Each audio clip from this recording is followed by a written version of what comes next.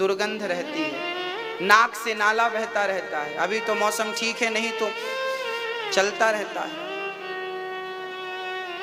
यह अंग से गंदगी के सिवा, मल के सिवा कुछ नहीं निकलता। इस गंदे शरीर को भी लोग इस शरीर के लिए मरते हैं, पता नहीं क्यों, पता नहीं उन्हें क्या दिखता है शरीर में। ये वासनाएं, ये इच्छाएं आपको नचाती हैं, आपको पता ही नहीं लगता कि आप क्या कर रहे हैं।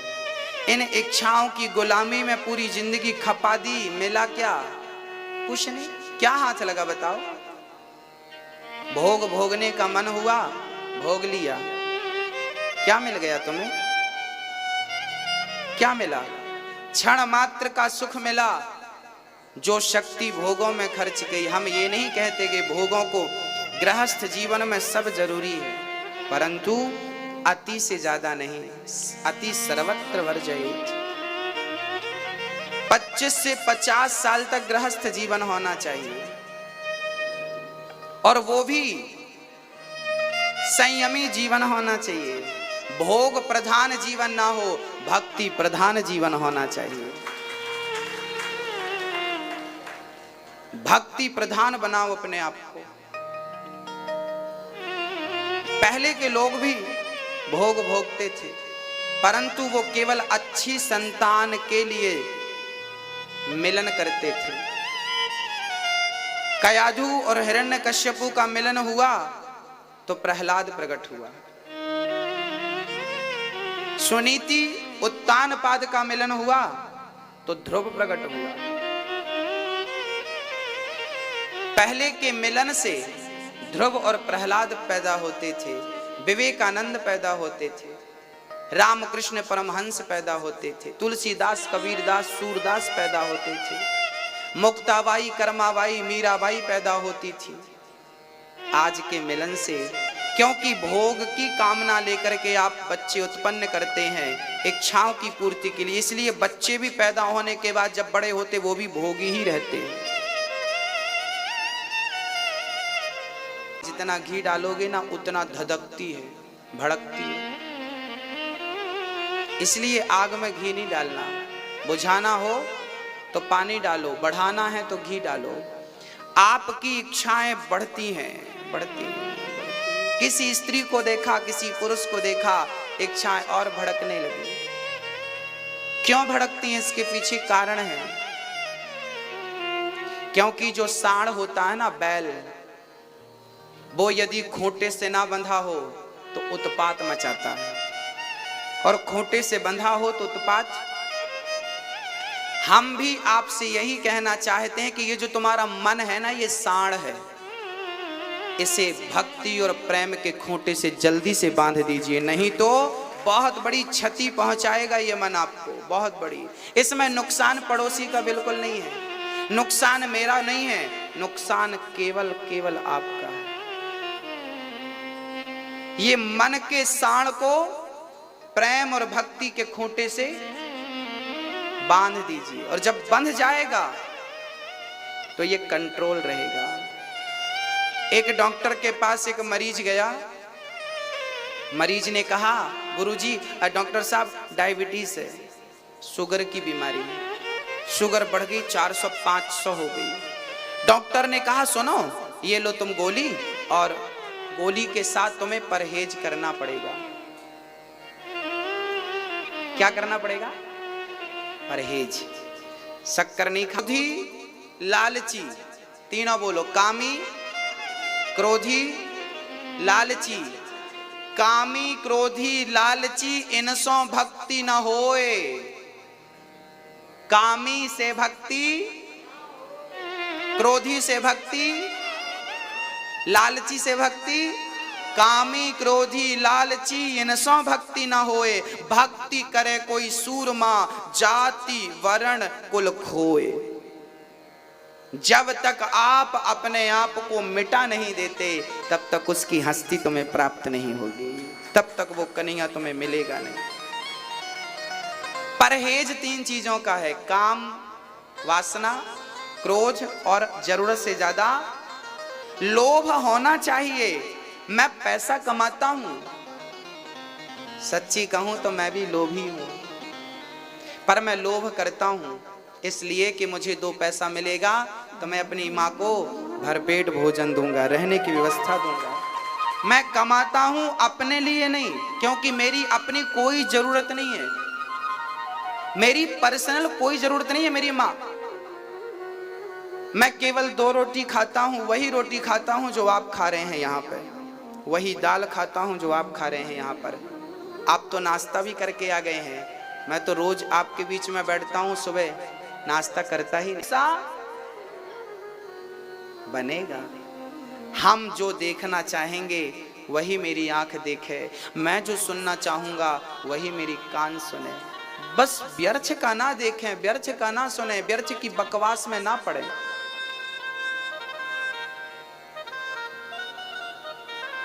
अपने आप को भगवान के हवाले कर दीजिए। कन्हैया तू जान मैं तेरा हूं, सब कुछ उसके अधीन कर दो, सब तेरा है। अपने पास कुछ रखोगे ना तो बड़ी झंझट होती है। सौंप दो अब सौंप दिया इस जीवन का सब भार तुम्हारे हाथों में। तो लोभ होना चाहिए, पर लोभ अपने लिए नहीं होना चाहिए। मैं अपनी तिजोरी भर लूं, मैं अपना बैलेंस ना, मेरे अपने लिए तो मेरे कन्हैया है, और जो धन पैसों की जरूरत है वो तो मेरी माँ की सेवा के लिए है। तो लोभ करना चाहिए। आप खूब कमाइए, पर कमाने के बाद ये भाव बनाइए कि हे भगवान, यदि मुझे धन तू देगा तो मैं भागवत सुनवाऊंगा अपने क्षेत्र के लोगों को, भागवत करवाऊंगा, ताकि इस ज्ञान से इनके हृदय में भी भक्ति का दिया जले, इनके हृदय में भी ज्ञान का प्रकाश आए। इसलिए भागवत करवाइए। ईश्वर ने सामर्थ्य था, धन खूब कमाओ और धन कमाने के बाद उसको कथा भागवत में लगाओ, दीन दुखियों की सेवा में लगाओ, तब वो धन कमाना सार्थक है। तो कामी क्रोधी लालची, आप अपने लिए लालच ना करें, हम अपने लिए लालच ना करें, हमें जरूरत नहीं है। कल हमारे पास एक दादाजी आए, बूढ़े थे, बहुत बुजुर्ग थे। उन्होंने हमसे कहा हमें एक बार आपसे भागवत सुनना है। रोने लगे, बोले मेरी अब आखिरी इच्छा रह गई है कि मैं आपसे एक बार भागवत श्रवण कर लूं, आपके मुख से एक बार भागवत सुन लूं, बताइए खर्चा क्या है। मैंने कहा कि जब आपको करवाना हो तो आप बता देना, खर्चा कुछ नहीं, बाद की बातें हैं। भक्तों, मैं तो ठाकुर जी से यही प्रार्थना करता हूं कि प्रभु जब तक ये जिंदगी है, आखिरी सांस तक मैं आपकी सेवा करता रहूं, वृद्ध माताओं की सेवा करता रहूं और गरीब परिवार की बेटियों का विवाह करता रहूं। मेरा 3 ही काम है। ये दास कम से कम 200 बेटियों का विवाह हो चुका है, गरीब परिवार की, जिनके माँ बाप असमर्थ होते हैं, मजदूरी करते हैं, बेचारे वो अपनी बेटियों का विवाह कैसे करेंगे। तब उनके लिए दास सारी व्यवस्थाएं, उनके लिए, बेटी के लिए थोड़े से बर्तन, थोड़े से ड्रेसिंग आदि, पलंग इत्यादि, सोना, थोड़ा चांदी, ये सब दे करके और सारे बारातियों के भोजन प्रसाद की व्यवस्था के साथ एक बेटी को विदा करके उनके घर भेज देता है। ये सारा काम ईश्वर ने हमें निमित्त बनाया है, पर करता वही है, आपसे कराता है, आपको निमित्त बनाता है। आप इसमें कारण बन जाते हैं। किसी अच्छे काम के कारण आप बन जाएं, इसका सौभाग्य, इससे बड़ा सौभाग्य मुझे नहीं लगता कि कुछ होगा।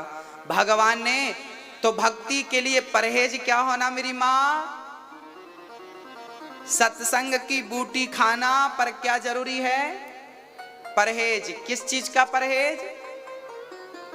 काम, क्रोध और लोभ, अहंकार भी इसमें सम्मिलित है। अहंकार नहीं होना। एक बार क्या हुआ ना, एक सांप की और सांप के साथ किसकी लड़ाई होती है? नेवला। एक बार सर्प की नेवले से लड़ाई हो रही थी। दोनों लड़ रहे थे। सर्प की नेवले की लड़ाई में जीत किसकी होती है? किसकी? नेवले की जीत होती है। अच्छा, नेवला क्यों जीतता है? इसके पीछे एक कारण है। कहते हैं जब नेवला लड़ता है ना सर्प से, तो सर्प उसे डंक मारता है, डसता है, तो नेवला घायल हो जाता है। नेवले पर भी सांप का जहर काम करने लगता, असर करता। फिर नेवला क्या होता, लड़ाई छोड़ के जाता है और कुछ जड़ी बूटी खाता है। वो जड़ी बूटी खा के आता है, फिर स्ट्रांग हो जाता, फिर लड़ने लगता है।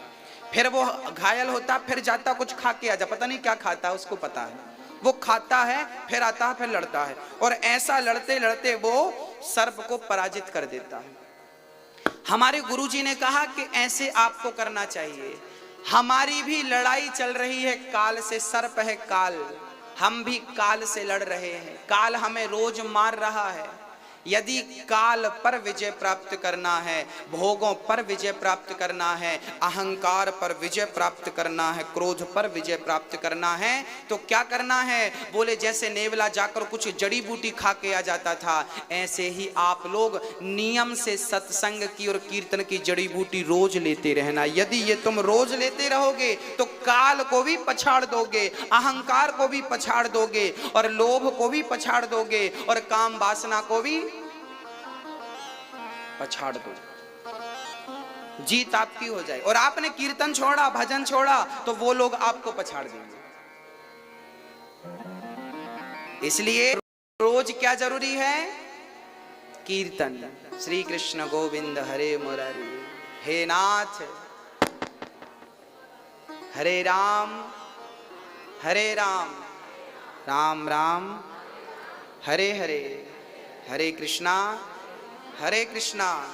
कृष्णा कृष्णा हरे हरे। पूतना मौसी आई।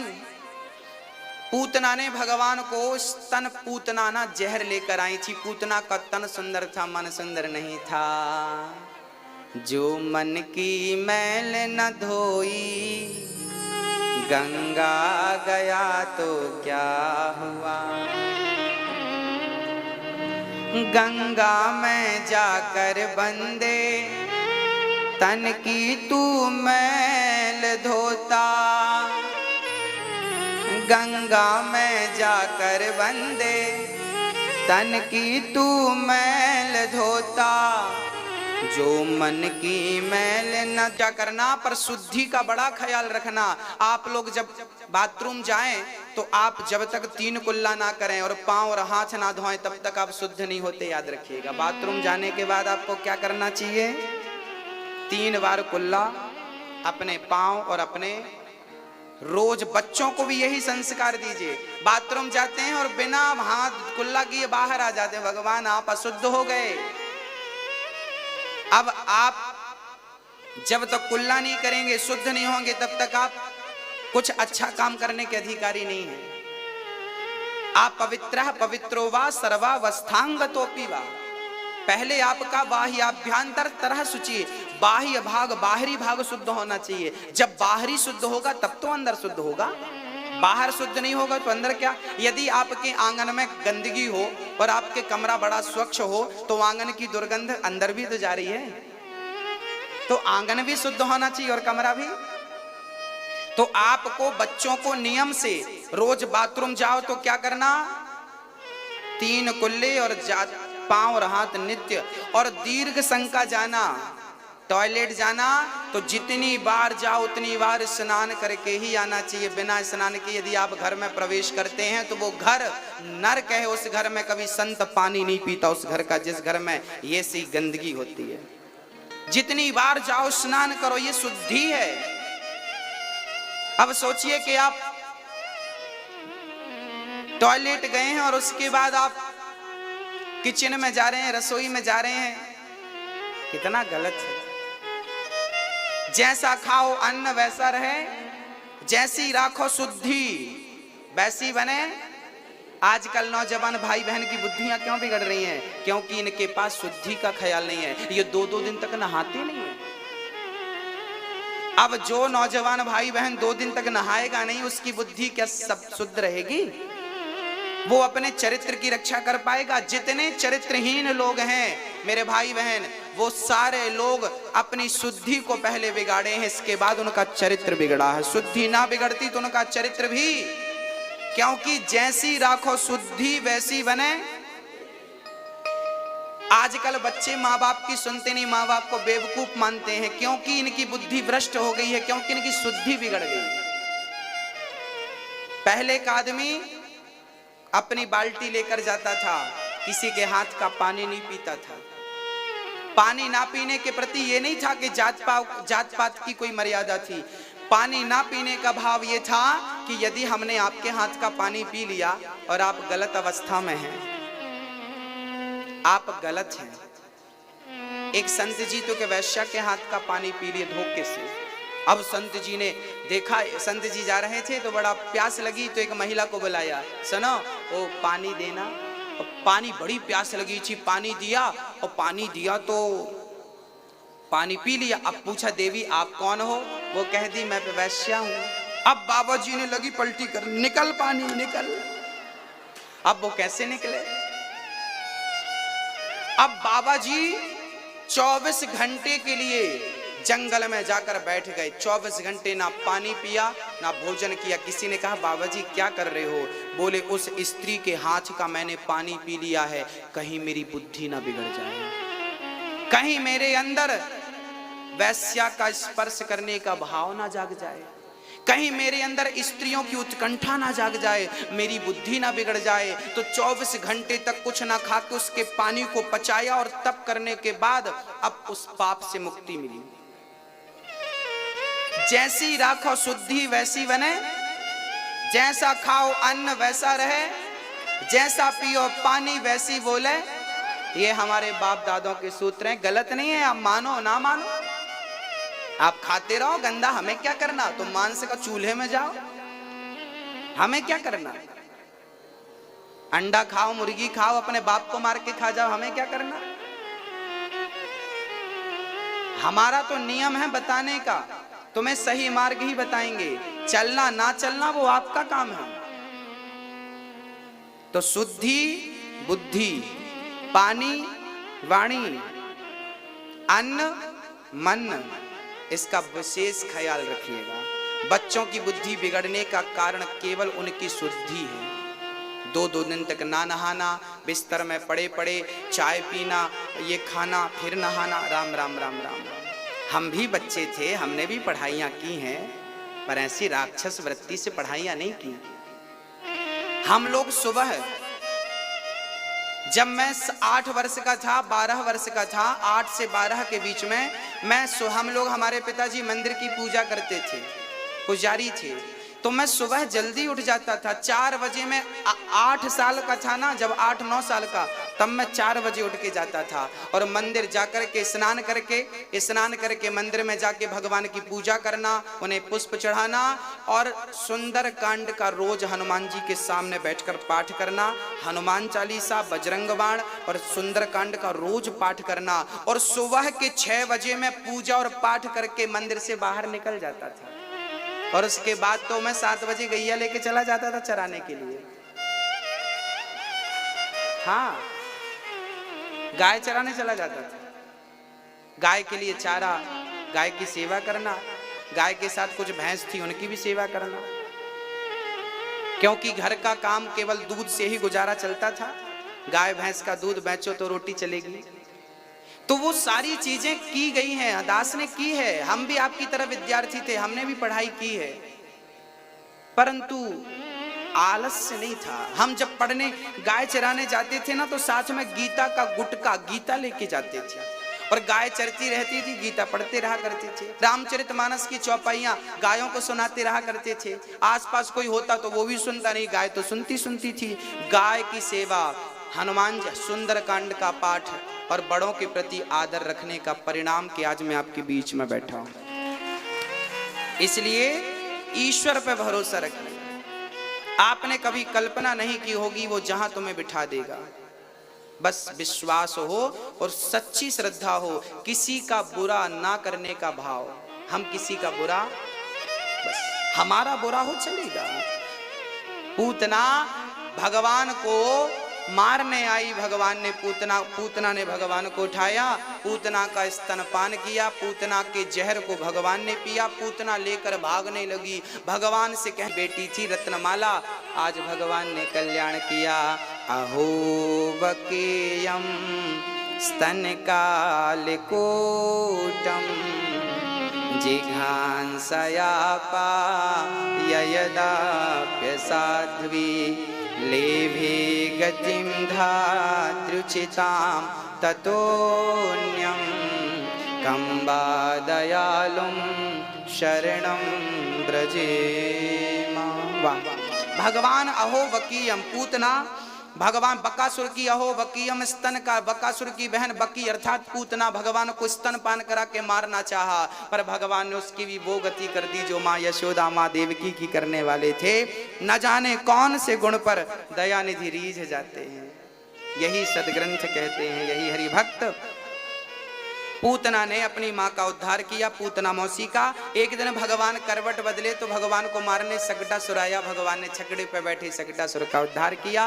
तृणावर्त आया, भगवान ने तृणावर्त का उद्धार किया। श्री गर्गाचार्य जी आ गए। गर्गः पुरोहितो राजन् यदूनां सुमहातपः ब्रजं जगाम नंदस्या वसुदेव। कारण लोग कहेंगे बलराम अयम ही रोहिणी पुत्रो रमयन सुहृदयो गुणै आख्यायास्ते राम इति बलाधिक्यात् बलम विदुः। यशोदा, ये जो आपका बेटा रोहिणी की गोद में, इसका नाम होगा शुक्लो रक्तस्तथा पीतः इदानीं कृष्णतां गतः। तेरे पुत्र का नाम होगा कर्षति कृष्ण, जो भक्तों के मन को अपनी ओर आकर्षित कर ले, उन्हीं का नाम है श्री कृष्ण। बोलिए कृष्ण कन्हैया जय। भगवान का नामकरण संस्कार हुआ। संस्कार चीज क्या, कितने संस्कार होते हैं हमारे सनातन धर्म में? कितने? 16 संस्कार में सबसे पहला संस्कार है गर्भाधान संस्कार। इन्हीं संस्कारों में माँ बाप की सेवा करना भी संस्कार है, माँ बाप के प्रति श्रद्धा रखना भी संस्कार है, बड़ों के प्रति आदर रखना भी संस्कार है, मीठी वाणी बोलना भी क्या है? संस्कार है। एक बार कुएं में कुछ स्त्रियां पानी भर रही थी। एक बोली मेरा बेटा बहुत बड़ा डॉक्टर हो गया है। तब तक डॉक्टर बाजू से निकल गया, देखो देखो ये मेरा बेटा है, लाख रुपया कमाता है। दूसरी बोली मेरा बेटा पायलट हो गया है, बहुत बड़ा प्लेन चलाता है, 1.5-2 लाख रुपए मिलता है। दूसरा बेटा निकल गया, ये देखो ये मेरा बेटा आया है त्योहार में घर पे, ये निकल गया बाजू से।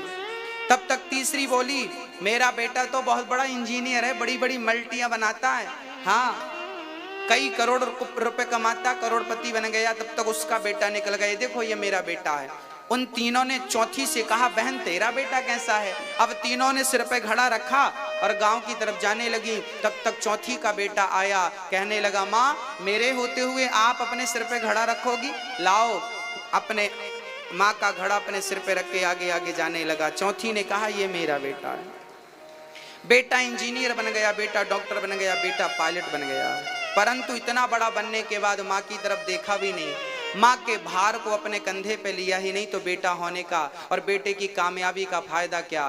कामयाब बेटा वही है जो माँ बाप के बोझ को अपने कंधे पे रख ले, और माँ बाप को अपने कंधे पे रख के चारों धाम की,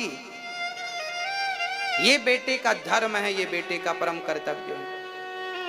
माँ बाप का बेटा कभी ऋण नहीं चुका सकता, याद रखिएगा। माँ बाप का पुत्र कभी भी ऋण चुका सकता है? इतना पैसा है बच्चे के पास कि चुकाएगा? नहीं चुका सकता। अपना शीश काट दे तो भी माँ बाप का ऋण कभी नहीं चुका सकता। इसलिए ऋण नहीं चुका सकता, पर जितना कर सकता है वो करे। ईश्वर कृपा दृष्टि बनाएगा। कहते हैं माँ की दुआ कभी खाली नहीं जाती, और ये बात तो भगवान से टाली नहीं जाती। बर्तन मांझ कर 4 बच्चों का पेट भर लेती है माँ, पर उन 4 बच्चों से एक माँ पाली नहीं जाती। माँ की सेवा करना सीख लीजिए। जैसा कि कल हमने कहा था, मैं कल उन माँ बाप से मिलाऊंगा जो आश्रम में रहना स्टार्ट कर दिए हैं। कल मिलाऊंगा आपको। भक्तों, आप लोग भी, अच्छा आप आए हैं, आ जाइए, यहाँ आइए। मैया आई हैं, भैया जी भी आइए। मैया नहीं आई, कल लेके आइएगा, कल मैया जी को।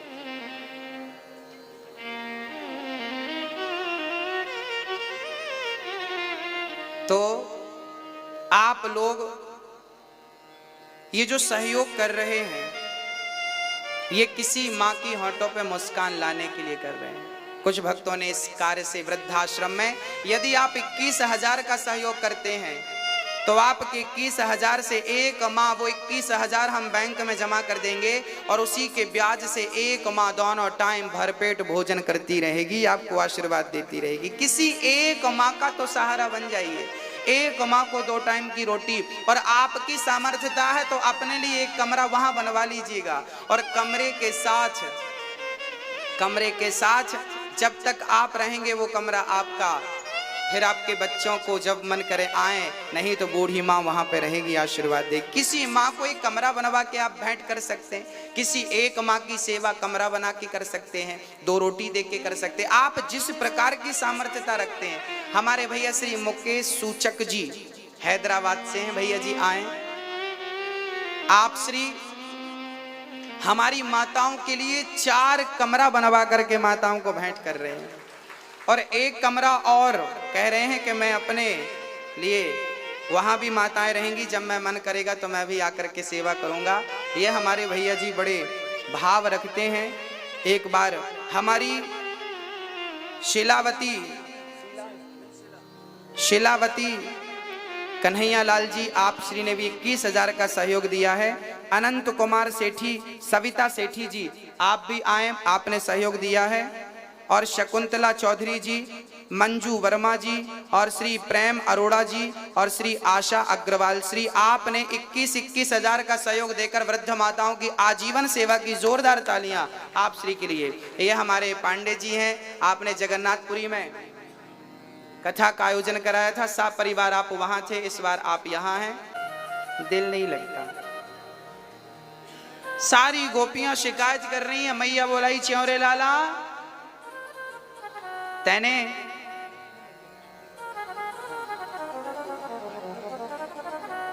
हमारे बीच में बदायूं से भैया श्री मुमुक्षु जी आए हैं, आप श्री जोरदार ताली। भगवान बछड़ों को खोल देते थे खूंटे से, वो बछड़ा अबोध थे, वो कभी खूंटे से आजाद नहीं हो सकते थे। आज समय में भगवान ने उन्हें मुक्त कर दिया, अर्थात ईश्वर ही मुक्त करने की सामर्थ्यता रखते हैं। गोपियों के घर जाना, एक सखी, अच्छा गोपियां ना भगवान से प्रार्थना करती थी कि प्रभु हमारे घर आओ मटकी चुराने, हमारे घर आओ मक्खन खाने। जब भगवान नहीं जाते थे ना तो गोपियां रोया करती थी। एक बार माँ यशोदा दही मंथन कर रही थी,